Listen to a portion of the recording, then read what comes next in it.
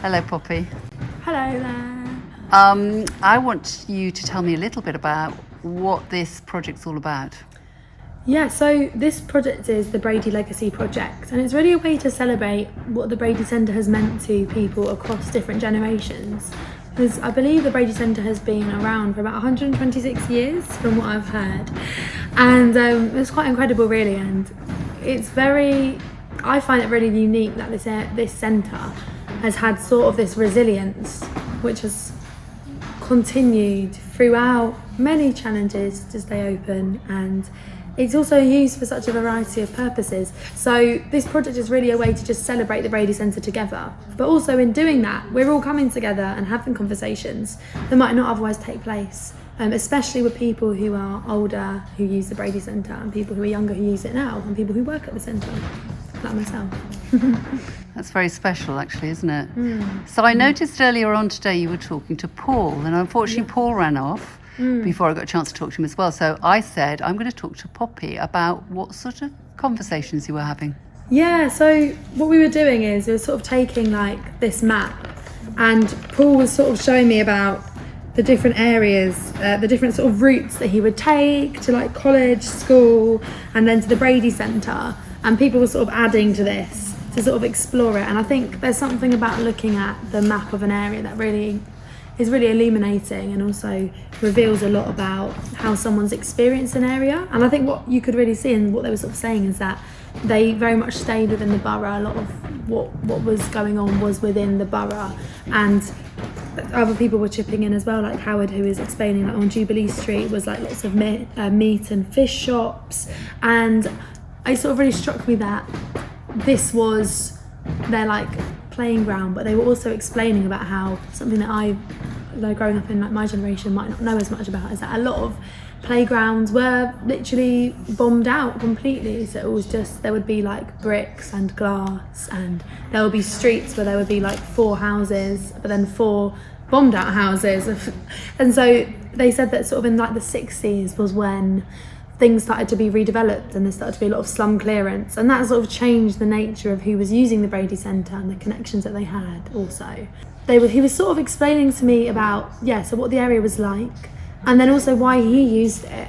And he just said it was a sense of freedom, really, and that Brady was like his constant throughout his life, throughout school, throughout differences in school. Brady was the place where he could always go to socialise. I believe that he met his wife there. And actually what was amazing was to find out that he still meets up with people like Eric and Paul who came, and they take their children on walks and meet up, I think, every Tuesday for a walk.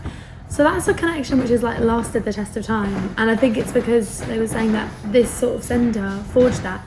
Another thing that was interesting is that obviously now it's used as an art centre, more so with like the types of youth work that takes place in the sort of arts community centre. But Paul was sort of explaining about how like in East London in particular, there were like many stories where he'd be walking home and there would be a lot of violence just in the area. So we were sort of got into a bit of a conversation about like how the Brady Centre was a good way, and part of the reason why he didn't get involved with violence or in sort of gang related incidents. And he was sort of explaining about like the different dynamics of how he believes that the gangs would sort of form more so because if people were on the street, they were looking for something to do. And he was sort of saying that the Brady Centre was like, you were with like-minded people and there was still competition, but the main rivalry was more like in terms of sports competitions, or it would be with the other club. I think it's Oxford and St George's Club. It would be Brady versus Oxford St George's Club, and they'd be playing football against each other. So it's also the rivalry was channeled into like a healthy cause, rather than just being like something that was within the realms of sort of something that was antagonistic or trying to egg each other on to do different things. And he said it's like there were still like guidelines within the Brady Centre, but you very much had freedom, and also freedom to play and to have fun. And it's not like, you know, there wouldn't be like this sort of air of competitiveness, but it was all channeled into like a healthy environment. And I think it's so important to have these conversations and understand about why do humans like act in a certain way, and actually wherever there is usually going to be poverty, there is usually going to be violence. So how can we mitigate that? It's just like, having centres like these where there's such a range of activities that allow trust in people, respect in people, and enable people to be able to be like the best version of themselves, which we all have within us. So yeah, it was just like really good to get his thoughts and hear about his life experience of like growing up around this area and using the Brady Centre throughout his life.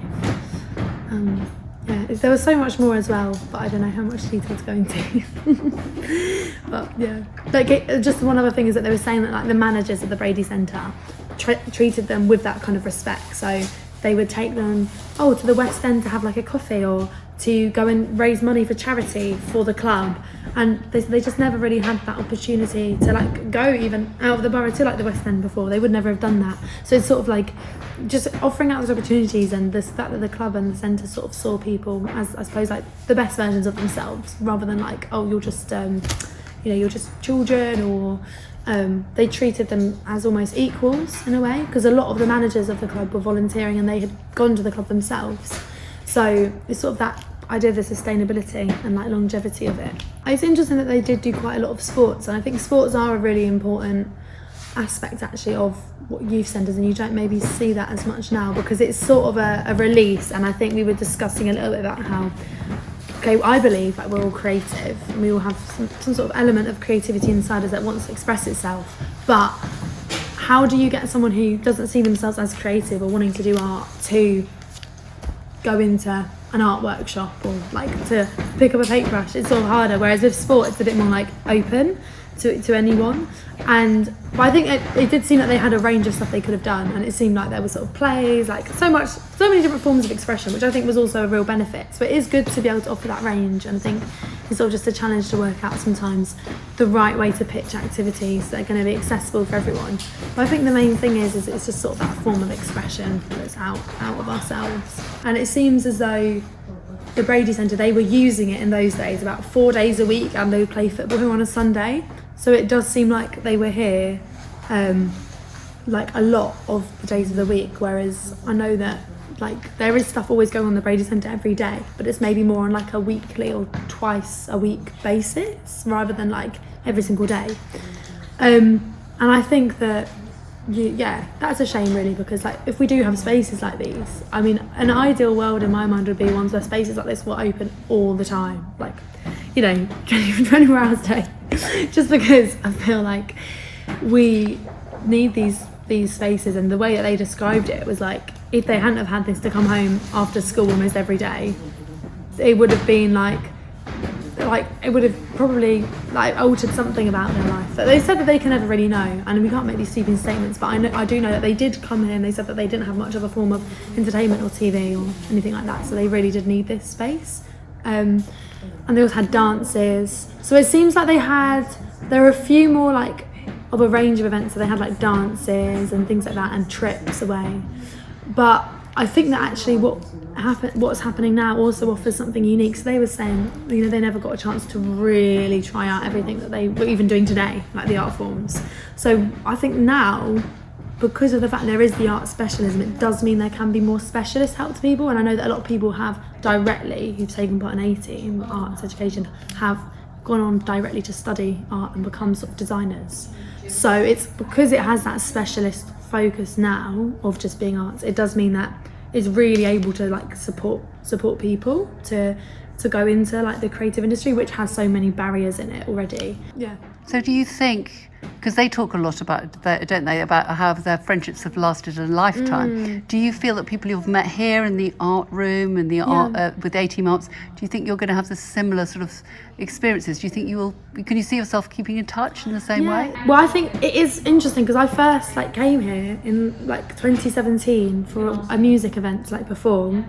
It was one of my first performances. I was 15. I was really nervous, but it was really welcoming. And then I'm still here today, coming to the centre. So I feel like it is one of those places where the connections that you do make and the people that you do meet, you do end up keeping them up, because I've still been coming here for 4 years. So I feel as though it does have that element of pulling you back towards it. Why are people still coming to the centre and travelling from different distances now? And they're much older. Why are they still coming here? What is it about this space? Is it because, I don't know, there's something about it where it does feel like it's solid, and I hope that it won't be moved and that it will stay here like for another 126 years. Because it is an amazing And resource, longer. isn't it? Because it is an amazing resource, and like we need to protect these spaces. And I think, so I think that I can see myself like maintaining connections 100%. And I think I already know that if I think back like 4 or 5 years ago, that's already a good measure of it in a way. And I think even if I was to move away, I would still want to come back and say, what's going on at the Brady Centre, or walk in and see the photography exhibition. And like every time that we're here as well, there's so much more that also goes on inside the building. Like it is an art centre, but that means that we can have a look at the photography exhibitions, we can see the different events and the book fairs and everything else that's going on here. So I think ultimately when you have a centralised space, people know where it is. People are going to keep on returning to that. There's going to be a element of pull to it. So yeah. One last question, because I was thinking another thing a lot of them talk about is that they were quite underprivileged, they were quite poor, weren't they? Yeah. Their backgrounds, and that really gave them a huge advantage in terms of progression in their lives. Yeah. So I was wondering, does the Arts Centre here today, do you think it caters for people who come from underprivileged backgrounds as well, or is it a different group of people who come, do you think? I definitely think it does, because like the area, although like it's gone under a lot of change, I do still think that it's still an area where, I think it helps progress people into the arts that might not otherwise have the support to be able to do that. Because within art, and within creativity, I think that it's the type of thing where sometimes it's about having like resources, or even knowing about the creative industries, or having like the support from family to go into it. And I think because people associate it with being maybe more like unstable career paths, they don't. It's harder to like persuade like families like to go down that route. So I think that's another reason why it's essential that this is here, and it's like for those also sets of reasons as well, which are maybe slightly more like even more specific than they were then. But I know that they were speaking about how the Brady Centre was like their university. It was everything to them. It was where they sort of were able to, like, if they didn't go to university, that's where they felt like they had their education in their university. So I feel like there's a similar thing now. So I know like a lot of people who have taken part in like the progression programs still return to use the facilities here today, and I think that that's really what 18 months education is like the champion for in a way. So I think that it's maintained those roots of like fighting for almost like social justice. It sounds a bit dramatic, but I think it's making arts accessible and creating other options and avenues for people.